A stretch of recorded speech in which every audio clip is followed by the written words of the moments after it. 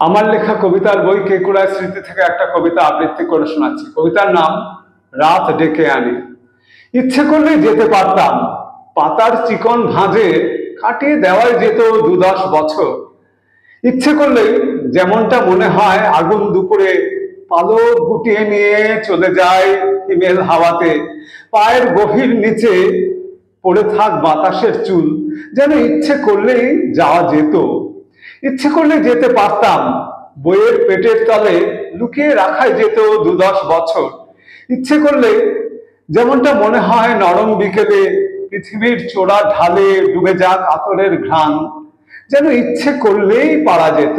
কিন্তু যেমনি রাত হয়, চোরা বালি ঢেউয়ে জেগে ওঠে, সাগরের নোনা জলে রক্তের স্বাদ, পৃথিবীটা ছুটে ফিরে আসে, আমি যেতে পারি না, ইচ্ছে করলেও না।